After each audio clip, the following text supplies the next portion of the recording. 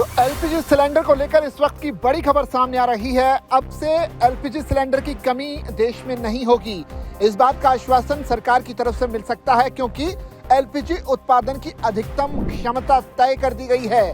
भारत सरकार ने LPG cylinder की जो उत्पादन है उसको लेकर एक बड़ा फैसला लिया है। इसका मतलब साफ सा ये है कि एलपीजी की सप्लाई अब बाधित नहीं होगी। चाहे भले ही दुनिया में किसी भी तरह का भी संकट हो, तो भारत में एलपीजी की सप्लाई बाधित नहीं होगी। और इस बात की इसलिए उम्मीद जताई जा रही है क्योंकि सरकार ने इसके लिए अपनी तरफ से खास इंतजाम किए हैं।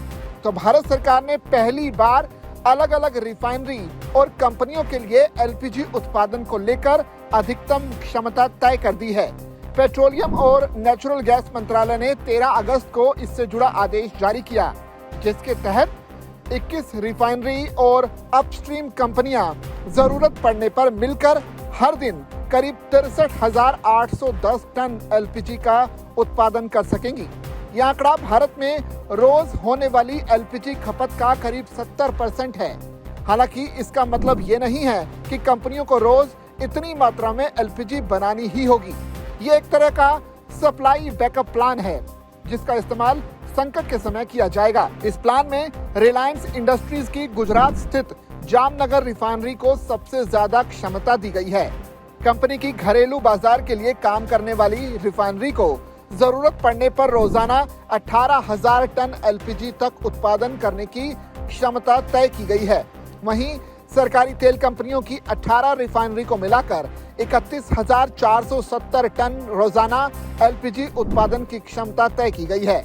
नायरा एनर्जी की गुजरात स्थित वाडीनार रिफाइनरी के लिए ये क्षमता 4,480 टन प्रतिदिन रखी गई है।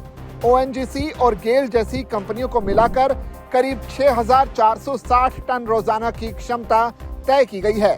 सरकार का ये कदम इसलिए अहम है क्योंकि भारत अपनी एलपीजी जरूरत का एक बड़ा हिस्सा दूसरे देशों से खरीदता है। वित्त वर्ष 2025-26 में देश में करीब 3.32 करोड़ टन एलपीजी की खपत हुई थी। इसमें घरेलू उत्पादन करीब 1.31 करोड़ टन रहा, जबकि लगभग 2.13 करोड़ टन एलपीजी आयात की गई।